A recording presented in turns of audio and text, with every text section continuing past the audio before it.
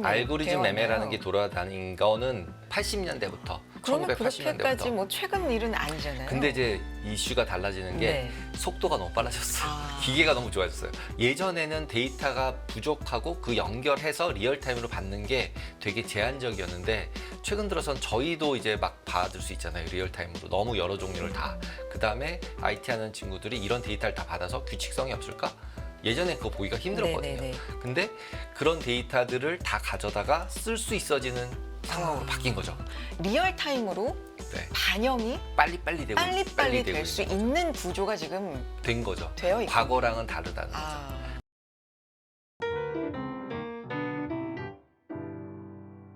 이번에 지난 시장, 지난주에 좀 급락을 극복을 해 가면서 방향성을 찾고 있는 와중에 이번 주에 물가 지표라든지 이 소비 쪽에 지표에 좀 주목을 하고 있는 상황에 CPI 항목별로는 어떻게 봐야 되는지 살펴봤고요. 유사남님 감사드립니다. 자, 이제 강승희 대표님 모시고 어제 예고해드린 것처럼 이 알고리즘 트레이닝에 대한 이야기를 좀 자세하게 나누어 보도록 하겠습니다. 테이블앱의 강승희 대표님 안녕하세요. 안녕하세요. 네, 안녕하세요. 간밤에 시장 흐름 보면 확실히 좀 뭔가 경계하고 있다, 네. 뭔가 기다리고 있다 이런 생각이 확실히 드네요. 별 네. 내용이 없으니까 역시 안 움직인다. 네. 그렇죠. 이런 지난주하고는 완전히 달라졌습니다. 확연하게 네. 다른 흐름이고요. 지난주에 그 급락했던 그날 이후에 뭐 진짜 많은 어떤 원인들 네. 분석이 나왔잖아요. 일단 침체, 그리고 엔화, 뭐 기술주 쪽의 고점 인식. 네. 뭐 버핏이 팔았다 이런 얘기도 나오고 네, 정말 여러 가지 얘기가 네. 많이 나왔었는데 사실 이 중에서 진짜 핵심은 이거다. 알고리즘이 계속해서 매매를 한 거다 이런 얘기가 있었어요. 네, 있었습니다. 네. 그러니까 알고리즘의 문제다라고 얘기하기는 저는 힘들다라고 생각을 해요. 일단 네. 한번 뉴스를 잠깐 보시면은 네.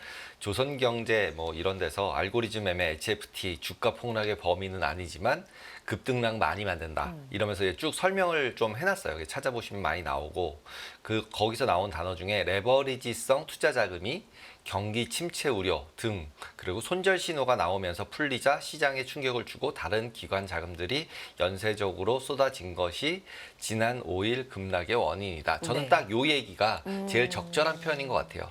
알고리즘 매매라는 거는 어떻게 생각하면 도구지 그게 어떤 문제를 일으키는 어떤 그 원인은 아니거든요. 알고리즘 매매라는 게 어떤 로직을 짜서 그 로직대로 기계가 매매한다. 근데 기계가 의사결정을 할 거 아니에요. 매매하는 의사결정을. 근데 그 의사결정은 뭘 가져가나 하면 결국 가격 또는 시장에 나오는 호가 또는 경제 지표를 가져가고 있거든요. 그러면은 결국은 알고리즘 매매가 떨어뜨린 게 아니라 원으로 돌아가면 원인으로 돌아가면 결국은 경제 지표 뭔가가 잘못 나온 게 있는 거잖아요.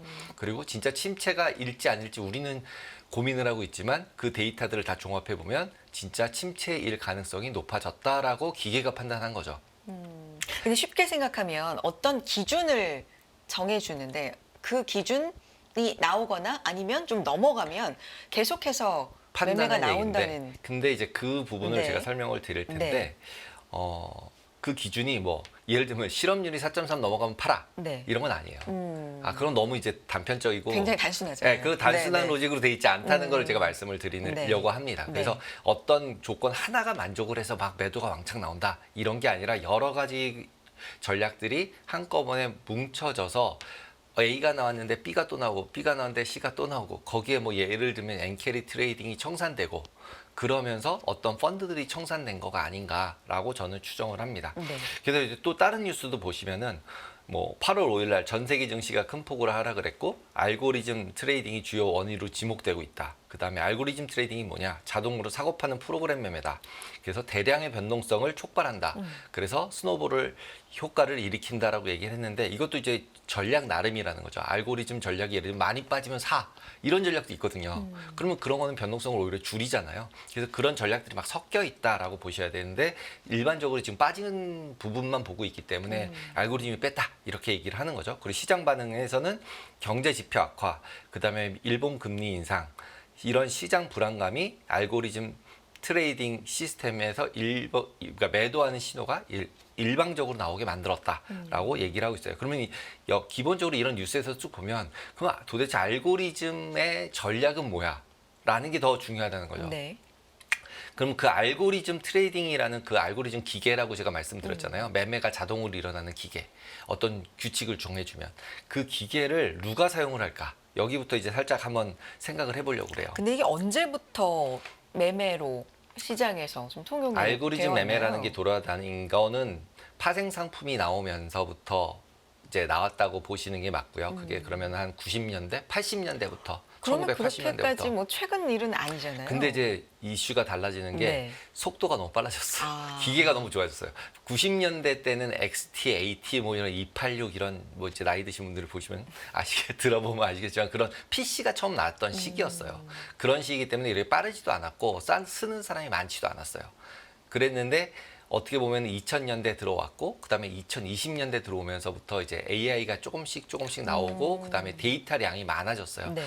지금도 결국은 이제 GPT 나온 이유가 컴퓨터가 좋아졌다는 거잖아요. 옛날에도 그 만드는 뭐 트랜스포머나 이런 내용들이 다 있었는데 그걸 계산할 컴퓨터가 없었는데 근데 지금 갑자기 컴퓨터들이 좋아지니까 계산 용량들이 너무 좋아진 거예요. 그러다 보니까 예전에는 그냥 가격만 가지고 계산을 했었는데 이제는 모든 데이터를 넣어버려서 걔네들이 다 같이 움직이고 있으니까 과거에는 이랬는데 지금은 왜 이래? 이렇게 얘기하는 게 의미가 별로 없다라고 저는 생각을 합니다. 네네네. 컴퓨터가 너무 좋아졌다. 그래서 데이터량이 너무 많아졌고 그 데이터들이 막 섞여서 의사결정을 하고 있기 때문에 기계들이 그래서 과거랑은 조금 달라졌다라고 생각이 듭니다. 많이 달라진 것 같은데요. 많이 달라졌죠. 그러니까 네. 저지간 이제 컴퓨터가 너무 좋아졌어요. 네, 데이터를 너무 많이 사용할 수 있어지고. 그래서 보면은 지금 이제 알고리즘 트레이딩하는 주체들을 보면은 네. 투자자가 있어요. 트레이더라고 얘기할 수도 있고요. 두 사람. 가격이 올라가냐 내려가냐에 따라서 손익을 보는 사람. 그다음에 시장 조성자들이 네. 있어요. 마켓 메이커라고 불리고 뭐 리퀴디티 프로바이더라고도 불려요. LP라고도 불리고요. 그리고 차익 거래하는 사람들이 있어요. 그리고 헤징하는 사람들이 있어요. 헤징이 뭐냐면 내가 주식을 가지고 있는데 주식은 팔기 싫은데 주가가 하락할 것 같아서 잠깐만 이제 내려가는 걸 방어하고 싶어. 이런 사람들. 이렇게 세 종류의 사람들이 모두 다 알고리즘 트레이딩을 이용하는 사람들이 있다라고 네. 보시면 됩니다. 그래서 이쪽 투자자 쪽을 또 이제 두 부류로 나눠 보면은 주식 매니저가 있고요. 그 다음에 헤지 펀드를 하는 사람도 있어요. 똑같이 매매를 하긴 하는데 주식 매니저는 주식이 올라가면 벌고 주식이 내려가면 손실이 나는 거잖아요. 그리고 헤지 펀드는 나는 올라가든 내려가든 계속 벌기를 원하는 전략들을 만들어서 이제 운용을 하고 있다라고 보시면 되고 시장 조성자는 역시 시장을 조성하고 있죠. 사자 팔자 헛걸 다 낸다. 그리고 하이 프리퀀시 트레이딩도 여기에 약간 늘 수도 있겠지만 조금 이제 구분은 된다. 그리고 이제 차익 거래 매매자들도 왼쪽에 방향성을 가지고 헤지 펀드라는 사람도 있지만 방향성 없고 진짜 차익 거래만 하는 사람들도 있다. 그다음에 해징하는 사람들은 뭐 이제 아이비들이나 이런 데들 이제 말 많았던 ELS나 이런 것 해징하는 쪽에서 실제로 주식도 하고 알고리즘을 이용하는 경우들도 생각보다 많이 있습니다. 네. 그다음에 지금 또 이슈가 되는 게 결국은 모든 시장이 연결이 돼 있다는 거예요. 그렇죠. 네, 그래서 지금 보시면 시장 참여자 조금 아까 설명을 드렸지만 시장 참여자가 외환 시장에만 들어가지 않고 국채 시장에만 들어가지 않고 주식 시장에만 들어가질 않아요. 이걸 다 연결해서 트레이딩을 하는 사람들이 생겼다는 거죠. 예전에는 주식 매니저다. 그럼 주식만 매매를 했어요. 그 다음에 선물 이런 것도 잘 안 했어요. 옵션도 안 하고. 그랬는데 요즘은 파생 시장, 그 다음에 뭐 현물 시장 다 건드리고 있다는 거죠. 그 다음에 채권도 하고 주식도 하고 환율도 하고 이거를 예전에는 데이터가 부족하고 그 연결해서 리얼타임으로 받는 게 되게 제한적이었는데 최근 들어선 저희도 이제 막 받을 수 있잖아요. 리얼타임으로 너무 여러 종류를 다. 그 다음에 파이썬이나 이런 이제 IT들이 쉬워지다 보니까 IT 하는 친구들이 이런 데이터를 다 받아서 규칙성이 없을까? 뭔가 규칙성이 있을 것 같잖아. 여러 가지 섞이면. 그 다음에 A가 움직인 다음에 B가 움직이고. 예를 들면 엔캐리 트레이딩이 먼저 일어나 엔화가 강세가 되고 나서 주가가 오르는지 주가가 내리는지 이런 것들을 다 계산해서 볼 수가 있잖아요. 네. 리얼로. 예전에 그거 보기가 힘들었거든요. 네네네. 근데 그런 데이터들을 다 가져다가 쓸 수 있어지는 상황으로 바뀐 거죠. 아니 그날 급락을 정말 전 세계가 놀란 했죠. 그날 여러 가지 분석이 정말 왜 이러는 거야? 다들 당황해서 이렇게 하고 있는 와중에 너무나 정보가 발달돼서 오고 가는 정보가 너무 발달돼서 그렇다라는 분석이 있길래 솔직한 마음으로 저는 왜 이렇게 뻔한 얘기를 네. 실시간 정보가 뭐 정보화 시대 이런 얘기는 사실 너무나 상투적인 얘기잖아요. 네, 맞습니다. 이게 이런 급락을 초래한다고 사실은 그랬었거든요. 근데 이런 얘기군요. 네. 리얼타임으로 네. 반영이 빨리빨리 되고 빨리빨리 되고 될 수 있는 거죠. 있는 구조가 지금 된 거죠. 되어 있군요. 과거랑은 다르다는 거죠. 아. 그래서 이제 뒤에서 보시면 아시겠지만 타스상으로 보면 조정 기간도 훨씬 짧아졌고 그다음에 밑에 찍고 올라오는 것도 엄청 빨라졌어요. 그러니까 이게 과도해라고 생각하면 기계가 매수가 오히려 들어오는 거죠. 거꾸로. 네. 예. 그다음에 현물 시장 또 파생 시장도 장내 파생이 있고 장외 파생이 있어요. 그러니까 장외 파생은 크레딧이 좋은 신용도가 좋은 은행들끼리만 거래하는 시장이에요. 그리고 금액이 커요. 그러면 그런 장외 파생 시장에 들어와 있는 그런 기관들은 또 그냥 있느냐? 장내 시장 가서도 팔거나 현물 시장 가서 그렇죠. 팔아야 돼요. 왜냐면 위험을 없애려고. 아까 얘기한 해칭. 해칭. 그거를 갖다 기계로 하는 사람들이 생긴 거예요. 네네. 네, 그렇게 보시면 돼요. 그래서 알고리즘은 아까 처음에 말씀드렸듯이 거래 방식이지 실제로 전략은 아니다. 그럼 이제 전략은 뭐가 있냐라고 보면 이게 한 20년도에 나온 리서치에서 나왔던 자료를 한 페이지 뽑아왔는데요. 네. 거기 보시면 초과 수익, 하이 프리퀀시, 그 다음에 이런 추세 추정 이런 것들이 한 70% 정도가 이런 매매를 하고 있다라고 얘기를 합니다. 그리고 11%가 거래 편의, 거래 비용 절감. 이게 이제 많이 들어보셨겠지만 V와 뭐 T와 이래서 볼륨 웨이티드, 그러니까 볼륨 비중에 맞춰져서 체결을 하도록 주문을 내는 거예요. 시장에다가 그냥 뭐 1억 원어치 팔아주세요 이렇게 내는 게 아니라 브로커한테 주문을 할 때 거래 비중에 맞춰져서 거래량 가중 평균 가격에 맞춰서 팔아주세요 이렇게 되는 거예요. 예, 그러면은 거래가 많이 될 때 거기에 자기가 붙여서 조금씩 팔고 조금씩 더 붙여서 팔고 그래서 결국 거래가 많아지면은 많이 팔리고 거래량이 적은 가격에선 조금 팔릴 거 아니에요. 그래서 그걸 예전에는 사람이 했어요. 보면서. 네네네. 근데 이거를 사람이 이제 안 합니다. 기계에다가 이 거래량 가중 평균에 되게 맞게 팔아줘. 뭐 1억 주, 몇 주, 뭐 100만 주 이렇게 빡 집어넣으면은 기계가 알아서 거래량이랑 가격 움직이는 걸 봐가면서 체결되는 걸 봐가면서 자기도 거기에 맞춰서 계속 팔아요. 기계가. 사람이 안 해요. 그런데 이게 사람이 안 하다 보니까 한 번 팔기 시작하고 뭔가 급격한 흐름이 나오면 걷잡을 수 없이 더 속도가 빨라지고 양도 많아지는 거 그럴 아니에요? 수 있죠. 그럴 네. 수 있는데 조금 아까 말씀드린 V왑이라는 단어가 볼륨 웨이티에서 파는 게 그렇게 확 밀릴까봐 볼륨에 맞춰서 조금씩 팔으라는 얘기예요. 볼륨 없는데 확 팔아가지고 빼지 말라는 거예요. 왜냐하면 주식 매니저 입장에서 생각을 해보시면 내 거 주식 파는데 비싸게 팔아야지 싸게 팔면 안 되잖아요. 그다음에 살 때도 싸게 사야지 비싸게 사면 안 되잖아요. 근데 내가 막 사서 올리면 비싸지잖아요. 그러니까 그거를 막기 위해서 V왑, T왑 이런 게 나온 거예요. 그러니까 거래량이 많을 때는 많이 팔고 많이 사고 거래량이 없을 때는 조금만 해서 시장에 임팩트를 최대한 주지 마. 그러려고 나왔고 그런 물건들을 그렇게 운용이 되기 위해서 잘하기 위해서 알고리즘 트레이딩이 나온 거예요. 일종의 그런 장치가 V로 네, V와. 걸어놓는. 네, 걸어놓는 거예요. 그래서 오히려 거래량에 맞춰서 했기 때문에 급등 급락을 없애려고 한 거거든요. 처음에 알고리즘이 나왔을 때. 근데 이제 그것들을 이용해서 또 거래를 하는 다른 것들이 나온 거죠. 다른 세력이 나온 거죠. 브로커, 이쪽은 브로커잖아요. 주식 매니저는 어쨌든 장에 따라서 주식을 저평가됐다 고평가됐다 해서 평가를 해서 매매를 하시는 분들 그리고 그걸 샀다 팔았다를 최대한도로 싸게 사고 최대한도로 높게 팔기 위해서 주문을 내는 거 그게 아까 봤던 11% 정도가 된다고 얘기하는 거고 나머지 분들은 이제 그거랑 상관없이 돈을 벌고 싶은 거죠. 규칙을 찾아서. 그래서 이제 뭐 진짜 수학이나 물리학 박사 뭐 이러신 분들 그다음에 롱텀 캐피탈 망했지만 그런 데들 하셨던 분들이 이런 걸 다 조절을 해서 거래를 했던 거다라고 보시면 될 것 같아요. 네.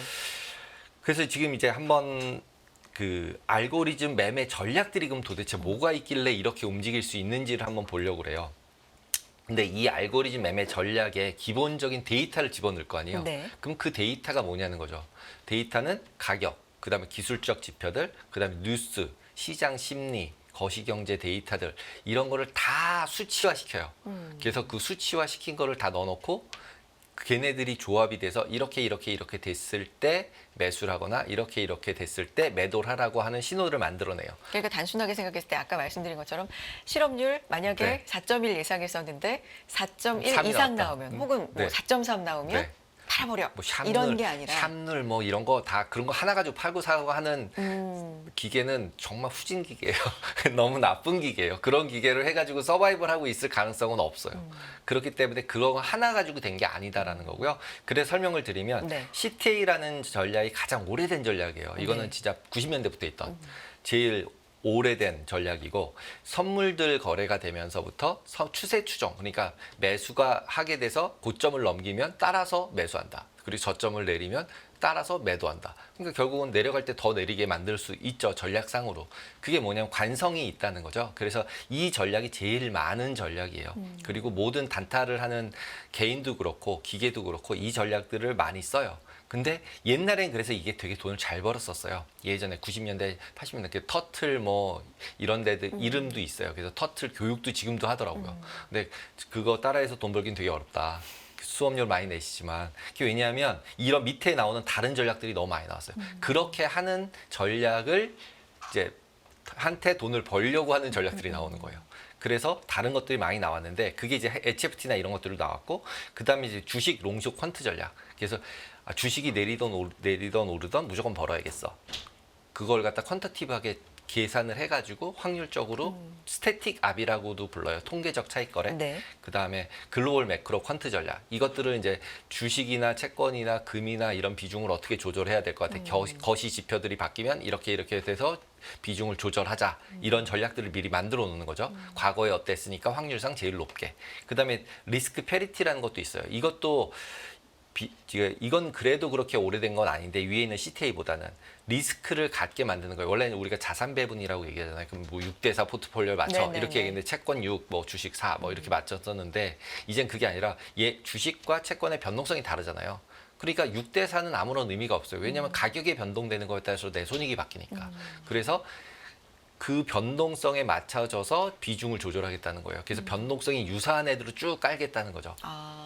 비중을 조절해서 변동성까지 계산하면은 비중을 다 유사하게 맞출 수 있잖아요. 변동성까지 계산을 네, 계산해서 해서 들어가는 거예요. 유사하게. 네, 변동성과 내 손익의 움직임이 유사하게 움직이게. 예, 6대4로 움직이면 주식이 많이 움직일 때 많이 벌거나 많이 깨지니까. 그러다 보니까 저변동성인 에셋의 비중이 커지겠죠. 이것도 전략의 하나로. 네, 전략의 네. 하나로. 그리고 고변동성이면 줄어요. 그렇죠. 왜냐하면 변동성이 크면 손실 날 가능성이 네. 많잖아요. 그러다 보니까 변동성이 적은 자산에 대해서는 레버리지를 걸어요. 왜냐하면 조금밖에 안 움직이니까 대출 받아서 더 사는 거죠. 네. 예. 그리고 너무 리스크가 큰 변동성이 큰 자산은 조금만 넣고 그랬을 때 수익이 굉장히 좋았어요. 이제 이런 전략이 있다 보니까 결국 이번에도 변동성이 낮았다가 변동성이 급등을 해버리면 비중을 줄여야겠죠. 그래서 비중을 줄이는 데도 얘도 들어가는 거죠. 네. 글로벌 매크로 같은 경우는 아까 전에 설명드렸듯이 지표들이 나왔는데 침체가 나올 것 같아요. 그래서 비중을 줄이는 거예요. 그러면 원인은 뭐냐면 경제 지표가 원인인 거지 알고리즘 매매가 원인이 아닌 거예요. 얘는 그냥 로직인 것 뿐인 거지. 근데 그러니까 이게 참 선이 뭐고 후가 뭔지. 그러니까 경제 지표가 먼저고 그래서 알고리즘 매매가 나온 건 나온 맞는데 그렇게 깊은 아주 큰 폭의 하락폭. 이거는 알고리즘 매매의 어떤 원인이 있지 않나. 원인이 있죠. 그리고 그런 것도. 디스퍼전이라고 하는 네. 부분들도 또 있어요. 뭐냐면 이제 변동성 가지고도 매매를 하면서 이제 수익을 냈었는데 네. 변동성도 올라가면 벌고 내려가면 깨진단 말이에요. 그러니까 그것조차도 중립화시키고 싶은 거예요. 그래서 변동성도 어떤 자산의 변동성은 매수하고 어떤 자산의 변동성은 매수해서 매도 매수를 섞어서 네. 절대 수익을 갖고 싶은 거예요. 그러니까 모든 사람은 이걸 보시면 느끼시겠지만 그냥 절대적으로 돈을 벌고 싶어요. 깨질 때 깨지기가 싫은 거예요. 예. 이런 사람들이 모여서 이런 전략들을 퀀터티브하게 만들어서 하거든요. 하는데 이슈는 뭐냐면 이런 전략들이 한 번에 나왔을 때 뒤에 옆에 보시면 이제 하이 프리퀀시라고 제가 적어놨잖아요. 네. 시장 조성을 하는 사람이 있어요. 근데 이쪽에서는 한 방향으로 쏠려요. 그럼 시장 조성을 하는 사람들은 당연히 기계가 밑으로 내려 되겠죠. 그 밑에 있는 걸 또 팔아요. 팔고 났더니 기계가 내려갔네. 그리고 더 밑에다 또 내요. 그럼 밑으로 계속 내려가겠죠. 거기다 지금 여기 안 썼지만 ETF들도 굉장히 큰 역할을 했다라고 저는 생각을 그렇죠. 해요. 왜냐하면 ETF 같은 경우 지금 말씀드린 이 전략을 설명을 드린 게 이런 전략들은 선물 가지고도 많이 하거든요. 그러면 선물이 매도를 했을 거 아니에요. 비중을 조절하기가 쉬우니까 빨리. 네. 그래서 선물이 내려갔어요. 그랬더니 ETF LP들, 시장 조성자들이 어떻게 하겠어요? 선물이 싸네, ETF보다. 선물은 사고 ETF는 팔아요. 그랬더니 ETF는 현물이잖아요. 그러니까 현물 주식이 빠져요. 빠지니까 또 앞에 있는 이런 롱숏 전략들에서 주식이 빠지네? 네. 그리고 또 밑으로 더 내려와요. 네, 네. 그랬더니 선물이 또 빠졌더니 또 선물이 너무 저평가네? 또 주식도 팔고. 이러면서 캐스케이드로 계속 일어나는 거죠. 그럼 쭉 내려가다 보니까 월요일처럼 임팩트가 크고 그다음에 그러니까 휴가 기간이잖아요. 그러니까 유동성이라는 부분들이 예전보다 작아요. 그러니까 매수 매도하는 호가 잔량들 자체가 더 작다라고 보시면 돼요. 이런 상황이 발생을 하니까 결국은 프로그램 때문에 빠진 거야 라고 얘기를 했을 때 예스다 노다라고 얘기하면은 예스일 가능성이 있죠. 왜냐하면 프로그램이 저런 모든 주문을 모아서 냈으니까. 그러면은 프로그램 때문에 빠진 거라고 얘기하면 그러면 증권사 브로커가 사람이 내면 사람이 막 내서 빠졌으면 알고리즘 그 사람이 주가를 하락시킨 건 아니잖아요. 그러니까 주가 폭락의 범위는 아니지만 급등락을 만들 만드는 수는 건? 있다. 근데 이 조금 아까도 말씀을 드렸지만 빠졌을 때 또 사는 전략들이 있는 거예요. 걔네들이 들어와서 확 끌어올리는 거죠. 그러니까 그렇게 급락한 거를 다 원상복귀 시켜버렸잖아요. 그러니까 지금 이제 차트를 한번 보시면 네. 이게 빅스예요. 9.11 사태, 그 다음에 뭐 아시아 금융위기 이럴 때 빅스가 49, 43, 48 이랬었어요. 네. 그렇죠? 2000년대 초반 글로벌 크라이시스 때, 그러니까 GFC 때, 서브프라임 때, 미국 경제 위기 때가 제일 높았어요. 이거는 전 세계가 망하는 거나 마찬가지니까 96.4. 근데 이런 사태들이 일어날 때 핵심도 대부분은 대출했던 것들이 레버리지가 풀리면서 이런 일들이 일어나요.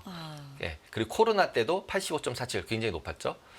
이거 코로나가 아니라 이번이에요. 이번. 네네. 이번에 65.73 되게 높았어요. 그러면 제일 분위기로 봐서는 이번에 월요일 날 코로나와 글로벌 크라이시스 수준이었냐? 라고 질문을 던지면 아니었잖아요. 요 마지막은 네, 마지막 코로나가 게. 아니라 최근 블랙 네, 먼데이. 지금 이번 네네. 월요일 날, 지난주 네. 월요일이에요, 네. 이게. 그러니까 8월 5일인데 네. 그럼 8월 5일 날이 과연 코로나나 글로벌 크라이시스 때랑 비슷하냐? 서브프라임 때도 여기 중간밖에 없었단 말이에요. 그러니까 그걸 계속 질문했던 거예요, 시장은. 네, 말이 안 되잖아요. 그 정도야? 그런데 이렇게. 네. 내려갔다가 올라온 거 생각하면 하루 만에 다 해결이 됐어요. 이런 것들은 보통 해결되는데 뭐 일주일, 한 달씩 그렇죠. 걸렸었는데, 그러니까 그 처음에 말씀드렸던 이제 그런 부분이 이제 해소가 빨리 되는 거죠. 정보량이 빨리 돌면서. 그래서 오히려 매도가 될 때는 유동성이 적어서 급하게 내려갔더라도 실질적으로 보시면은 올라갈 때는 반등할 때는 굉장히 급반등을 해서 끌어서 올린다라고 보시면 될 것 같아요. 그러니까 그리고 이제 지금 이슈가 또 되는 것 중에 하나가 이 이제 코로나 때 그러니까 그 빅스 선물이 빅스 지수는 65까지 갔는데 네. 빅스 선물은 왜 37밖에 안 갔어? 이거 가지고 난리들인데 그것도 그냥 유동성이라는 거죠.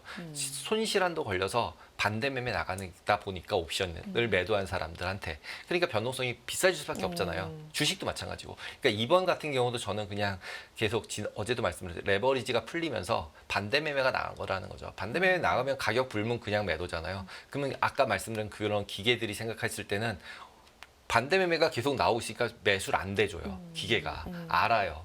그럼 안 대주면 많이 내려갈 거 아니에요. 그럼 다 내려간 것 같아라고 생각하는 자기네들이 레벨이 있을 때 그 레벨에서부터 다시 또 사주는. 네. 그러니까 마켓 메이킹은 그때부터 하는 거죠. 막 내려갈 때는 마켓 메이킹 하는 기계도 손실이 나요. 왜냐면 계속 빠지면 계속 살 수는 없잖아요. 내가 시장을 조성하고 있는데 매수 매도를 다 대놨는데 매수가 계속 체결돼요. 그럼 계속 사면 계속 더 내려가면 손실이 너무 크니까 그렇게 보시면 될 것 같아요. 그래서 하다못해 이제는 디스퍼전 인덱스라는 것도 빅스처럼 나오고 있어요. 네. 근데 이 위아래로 급등락을 한 요 시기 있죠. 요 자리가 네. 바로 8월 5일이에요. 그러니까 이날 어떤 그러니까 디스퍼전이 뭐냐면 변동성 매수 매도한 롱숏 거래들이거든요. 이것들조차도 P&L이 막 흔들렸어요, 그날은. 그러면 결국 손실이 발생하면 이런 거래는 레버리지 엄청 쓰거든요. 그렇기 때문에 지금 말씀드렸던 그 모든 것들이 섞여서 트리거가 된 거고 그 옌캐리도 마찬가지로 결국은 그냥 레버리지 돈 빌려서 투자했다가 손실이 난 거예요. 지금 이 설명된 모든 것들을 엔화를 빌려서 한 거예요. 시장에 근데 나오는 얘기가 이제 서서히 결론으로 좀 가보면 이런 흐름이 과거에 비해서 짙어졌고 네. 그 원인도 알겠고 네. 그러면 앞으로는 덜어 혹은 자주 이런 변동성이 나올 수도 있다. 라는 게 시장의 예, 맞습니다. 네. 더 커질 수도 있는데 대신에 아까도 말씀드렸지만 그걸 이용하려는 또 알고리즘이 또 있는 거죠. 그렇기 때문에 그 둘 간의 회복도 빨리 된다. 빨리 된다. 예. 근데 지금 같은 경우는 그렇기 때문에 지금 반등이 올랐을 때 내려간 것만큼 다 올라오지 못했잖아요. 네. 그 얘기는 어느 정도의 침체나 기타 반영되는 수준을 시장에선 반영을 하고 있다. 라고 보셔야 되는 거죠. 변동성이 커졌지만 그게 안정화됐을 때는 시장 가격을 찾아가는 과정이라고 보시면 되고 예전에는 어떻게 보면은 뭐 한 6개월 걸려서 이제 쭉 좁혀져서 시장 가격을 찾았다면 요즘은 이제 막 한 2, 3일이면은 기계들이 난리친 다음에 적정 가격을 한 2, 3일이면 만드는 거예요. 그러니까 불안하잖아요. 우리 입장에서는. 그래서 저는 이제는 최근 들어서는 계속 얘기를 하면서 이게 저런 기계들이를 말씀드리는 게 저런 기계들이 저러니까 내가 무서워가 아니라 기계들은 저렇게 더 빨리 적정 가격을 찾아가니까 나는 조금 더 느린 트레이딩을 해야 되겠다. 좀 장기적인 투자를 좀 보던가 저런 기계들과 싸우면서 단기 트레이딩에서 이기기는 아주 힘드니까 괜히 여러 군데 뭐 리딩방이나 이런 데서 하는 단기 트레이딩 하는 데에 가서 돈을 벌려고 하는 게 생각보다 어렵다. 그런 것들을 이용해서 저런 기계들이 나한테 돈을 뜯어가고 있는 거예요. 이번에 네. 이제 변동성, 외환 변동성도 급등됐다. 이 차트도 한번 보여주시면 좋을 것 같아요. 엔켈이 청산 얘기도 굉장히 많이 네. 나왔었으니까. 엔화 변동성 자체도 커진 거죠. 그러니까 변동성이 커졌으니까 아까 말씀드렸지만 변동성이 커지면 리스크를 줄인다 그랬잖아요. 그러니까 당연히 줄여야죠. 그러니까 엔화도 줄여야 되는 거죠. 그러면 당연히 갚아야죠. 이런 게 다 연동이 되어 있는 거죠, 다. 그래서 변동성, 시장의 방향성, 그다음에 상관관계 이런 것까지 섞여서 모든 게 돌아가고 있지. 그렇게 단편적으로 어떤 뭐 실업률이 하나가 돼서 밑으로 내려가고 이런 샴의 법칙 뭐 이런 걸로 되는 건 아니다라고 말씀을 제 생각은 그렇습니다. 하나만을 조건값으로 입력해서 그게 네. 나오면 다 팔아버려. 이런 어떤 네, 그건 상황은 아닙니다. 좀 아니다. 네, 굉장히 아니다. 좀 네, 복잡한. 복잡하도 네. 그리고 변동성 커지고 있고 시장 가격이 빨리 움직여서 제자리를 찾는다. 그렇기 때문에 그런 뭐 짧게 손실 한도를 주고서 막 자르거나 이러는 단기 매매를 해가지고 이득을 보기는 생각보다 쉽지 않다 장기적으로. 그럼 아까도 보여주셨지만 과거에 정말 경제에 아주 큰 충격, 뭐 시스템 리스크까지 네. 좀 우려가 되는 그런 상황이 아닌데도 네, 이런 일들이 종종 덜어 일어날 수 있다. 일어날 수 있는데 시스템 리스크까지 아니면 그 반등폭이나 회복력도 좀 빠를 것이다. 빠르다. 그리고 실제로 저렇게 가격을 빠르게 안정시키기 때문에 네. 어떻게 생각하면 저런 위기가 안 올지도 모른다. 오히려. 거꾸로. 왜냐하면 시장 가격을 예전에는 막 6개월 동안에 질질 끌면서 사람을 피를 말리면서 네, 갔는데 네, 네. 하루아침에 다 이제 그 죽일 사람은 죽이고 갚을 사람은 갚게 만들고 그 다음에 제자리로 오는 거죠. 네, 그러니까 레버리지도 굉장히 주의해서 써야 한다라고 생각을 합니다. 알겠습니다. 자, 오늘 지난 블랙 먼데이 원인으로 또 하나로 꼽히고 있는 알고리즘 트레이딩에 대해서 좀 자세하게 알 수 있었고요. 거기에서 우리는 어떤 시사점을 얻어야 되는지 네, 강승희 대표님의 의견까지 들어봤습니다. 테이블 앱의 강승희 대표님 여기까지 함께 할게요. 고맙습니다. 감사합니다.